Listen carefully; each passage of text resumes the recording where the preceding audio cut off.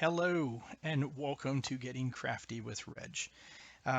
This is my series where I have been showing you guys how to do stuff with Dice Masters to customize your game and also have it very inexpensive. Previously, I've done videos where I've shown how to do a camera stand for under $10 using some PVC piping. I've also shown how to do these campaign box inserts where you chuck the inside of your campaign box and you can make these foam board inserts. There are two levels and each foam board insert will hold about, I think, 500 dice. So plenty of dice fit inside, and you'll only need 2 or 3 campaign boxes to probably hold your whole set. This video, I've had a few people asking me due to gameplay. They've seen that I use this foam board dice tower. I've seen people using duct tape, cardboard, whatever you want, but I found the easiest way, and actually it's pretty strong, is I'm using foam board. So this is how it looks. The inspiration to this deck box, or to this dice tower, came from a deck box, and you can see how the size is very similar. I have actually made one where it's inside, it fits inside a deck box, but I found it's too small. The dice will get stuck at times, but if you're in a pinch, I always have one that I can throw in my bag and, can go on the road and be protected a little bit. Of course, you can always just use your hands if you're on the road, but I always like using the randomness of having an actual dice tower, and I've been using it for about a year now, especially playing online a lot. So for this, all you really need is the cost of making one of these would be about $4 Canadian.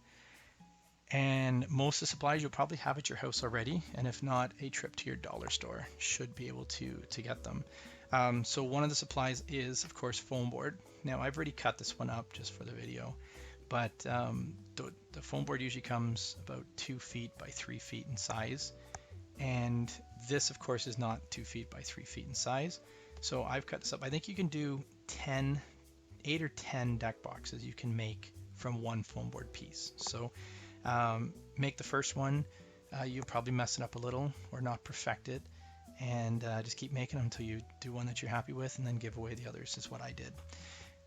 So the other supplies you'll need, so foam board, that's about $1, $2. White glue, most of us have kids, and you probably have that around the house. I know I have that for my daughter's slime.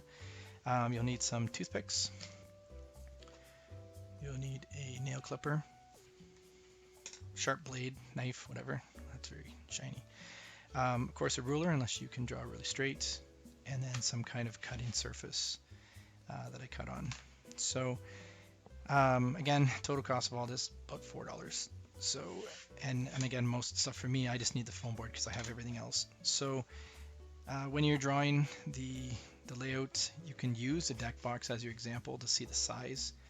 I do use a ruler because drawing on a deck box has different bumps and stuff. So what I do is I have the front side. I just make sure the front and back you would have, they would be the same size. So it is good to just do one and then measure the second one out so it's the same size. When you, of course, you look at the dice tower, there is an opening to it. So you don't really need the front and back to be exact if you want to cut it to maximize the amount of deck boxes you can make or dice towers you make. But in general, I just cut the first one, and then the second piece I take off about 1 inch from the bottom after I've cut them both.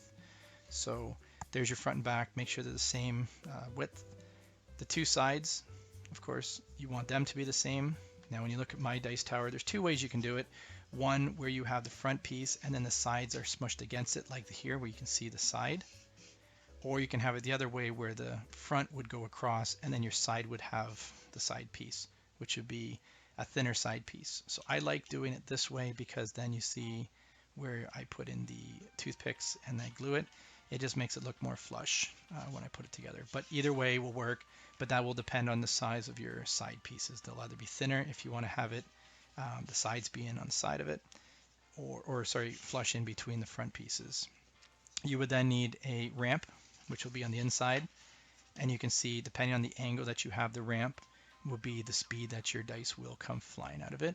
I don't like them flying out too fast, so I barely have it up on an angle. Probably have it like a 25-degree angle. And that's, again, when I roll my dice, they don't go chucking out.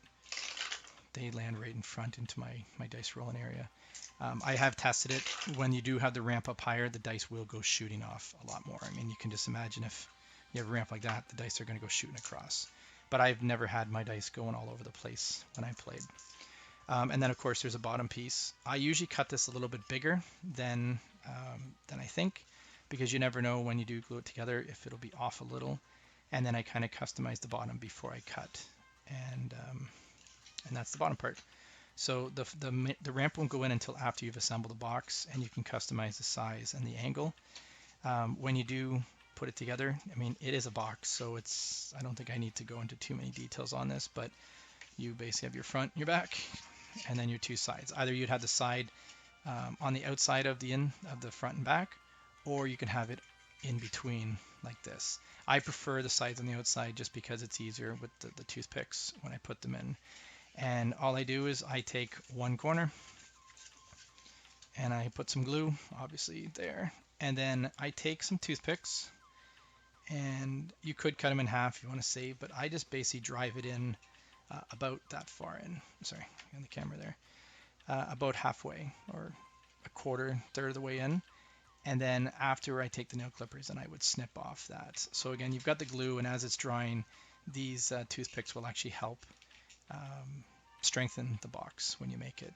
So when you have it all, of course, you'll have your box, and then I have the bottom piece that I measure out and cut it, and then 4 more toothpicks go in those corners, and you would basically have yourself a foam dice tower. The inside, again, I use kind of like a Plinko style, and you can see when you do it, you want to make sure that there's no real spot where a die will fall all the way down without hitting one of those spikes. So when I do mine, and the best way I've done it, if you have a taller one, by all means, I would start with a 3. But the way I have mine, it's 2, and then 3 offset, and then 2.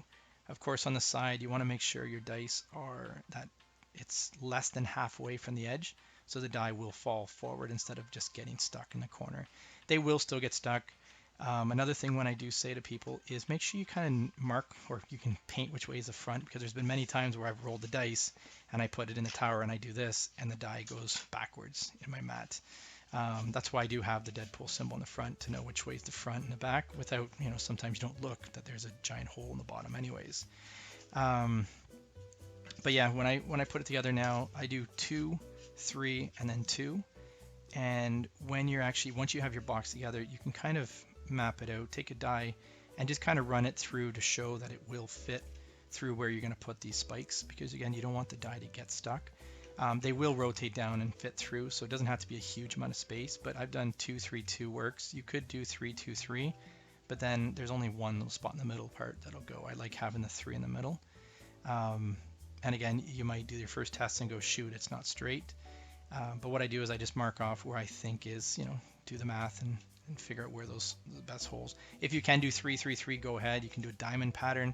The main thing is when you look down, just make sure there's no spot that, hey, if I put on the left side, they're going to shoot all the way down. There are spikes whichever way you look at that. And then, of course, paint your best friend if you make mistakes, because you will put a toothpick through it one time and go shoot. But it's okay to make mistakes with foam board. It's pretty forgiving. So again, I drive them in about a third of the way in, and then I snip off with the toothpicks, and then paint around the outside black. Pretty much once you do that, it's good. Once you do have your spots where you want your toothpick, you do want to make sure you have straight, and you just want to punch it through all the way. What I usually do is I put some glue on the front part when I'm pushing it through, so that glue will get stuck between the toothpick, and then hopefully I usually put some glue on the back side just for a little bit more strength. But I mean, mine's pretty strong here. I can push on it. It's not gonna give. I mean, I think there's 15 toothpicks on the inside that are holding it up, or 9 toothpicks holding it up. It is pretty strong, and I've had it for 6 months, so it works, and hopefully you guys can build something. I am going to go ahead, and that's probably the end of this video, but I might just do some, while I'm assembling the second one, I might just come in and say, here's what it looks like as I'm gluing it.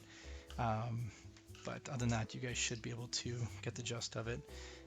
Easiest thing, when you make a mistake, come back, do another one, because if you had the foam board, you can make 8 of them. And if you mess it up, just keep going, give it away to someone, and hopefully to see them on your online games. And thanks for watching, everyone.